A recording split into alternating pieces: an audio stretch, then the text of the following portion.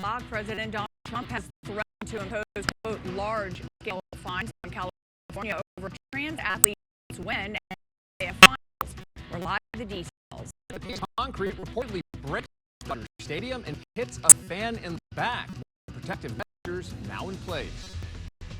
And a security alert to travelers headed to Mexico after reports of several kidnappings related to dating apps.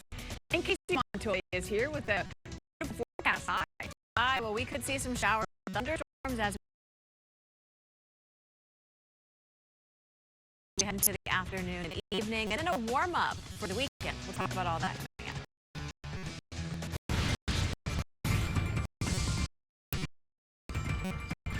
Good afternoon, and the Ktladt 5 Morning News at 11 a.m. I'm Lou Parker. And I'm John Olio, in for Glenn Walker.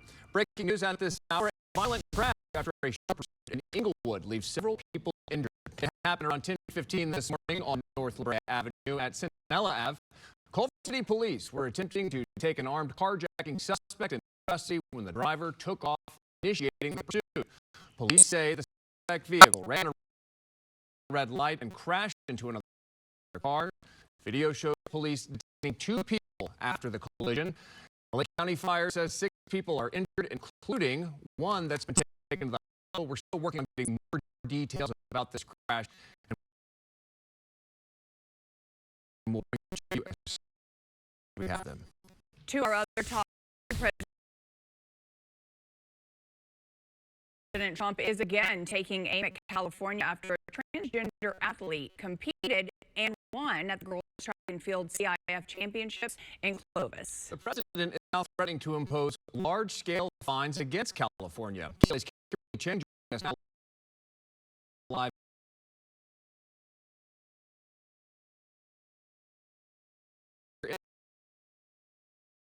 In the studio details. John Luke, the threat to impose large-scale fines on California comes after a transgender athlete competed and won 2 medals in a high school state track and field championship. President Trump posted this to social, saying, quote, a biological male competed in California girls state finals, winning big, despite the fact they were warned by me not to do so. Trump went on to say that the governor fully understands referring to Governor Gavin Newsom by a derogatory term. Now, the president is referring to Jurupa Valley High School athlete A.B. Hernandez, who placed first in both the girls' high jump and triple jump at Saturday's California Interscholastic Federation finals in Clovis.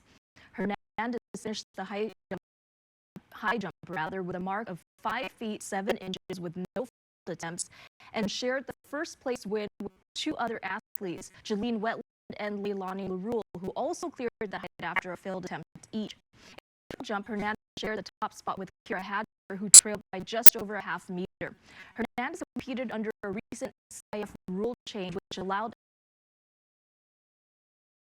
athletes to receive medals based on where they would have finished if gender athlete had competed. The federation announced the change threatens funding for California unless it bans trans female athletes from competing on girls' teams.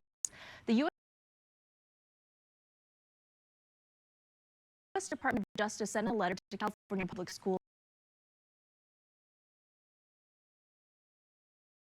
yesterday, stating in part that knowingly depriving female students of athletic opportunities and benefits on the basis of their sex would constitute unconstitutional sex discrimination under the Equal Protection Clause.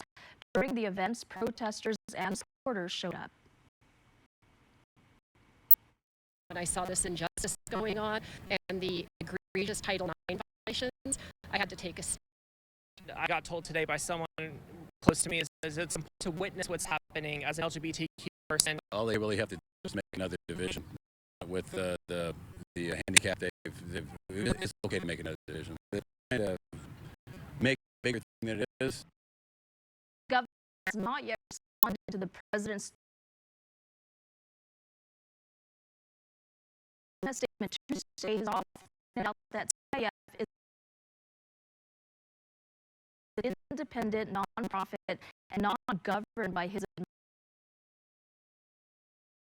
administration. The also said that California is one of 22 states that have laws allowing transgender students to participate in sports consistent with their gender identity. This law was passed in 2013 and signed by then Governor Derek Brown. The president did not give details about potential fines. In that letter to California Public Schools, a Justice Department official said to avoid legal liability, the state must assure by June 9th that it will no longer implement a bylaw requiring transgender students to participate in sports consistent with their gender identity. Reporting live, Kimberly Chang, KTLA 5 News.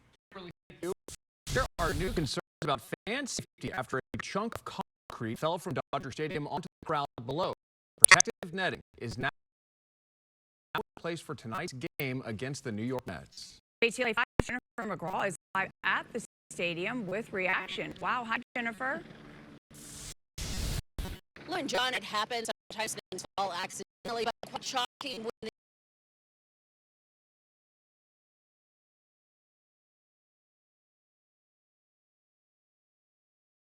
the actual stadium comes falling down. Take a look.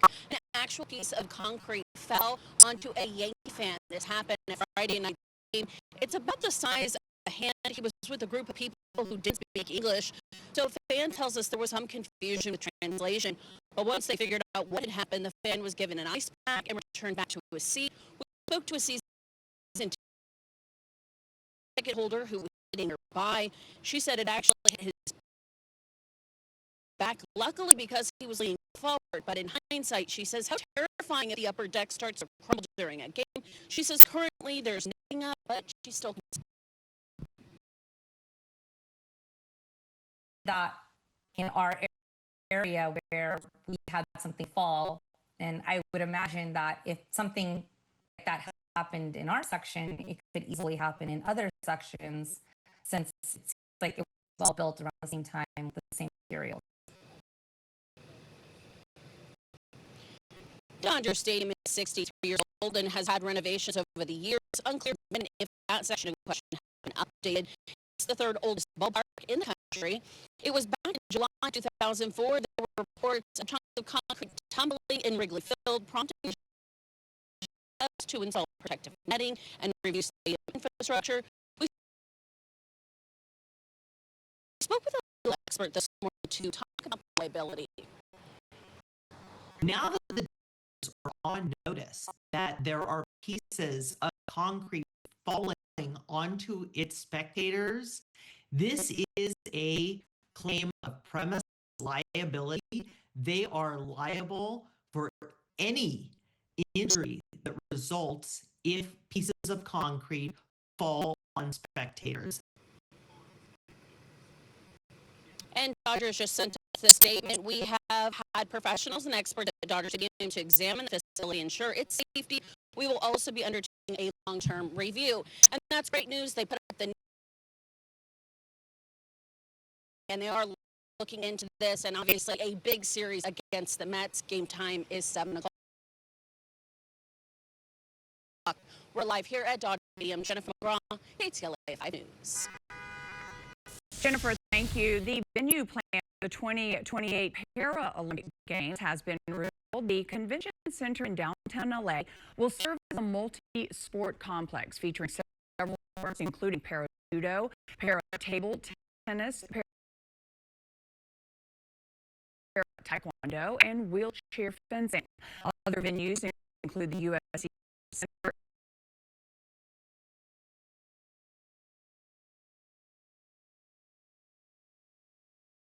and the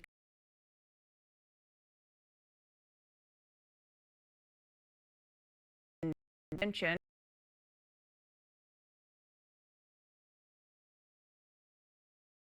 center in Long Beach.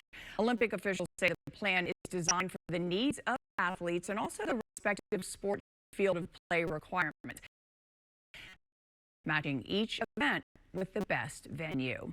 Meantime, some hotels have now threatened to withdraw from Olympics agreements over the city minimum wage hike. This morning, tourism workers held a rally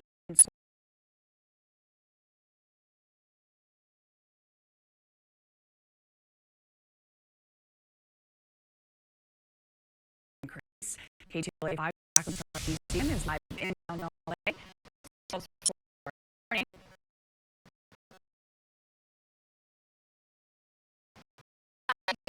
well. So the union representing these workers say it impacts tens of thousands of people. They say they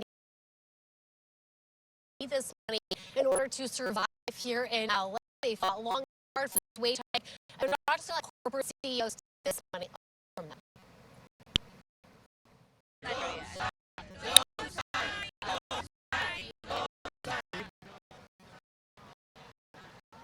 Members of the Workers Rising Coalition, which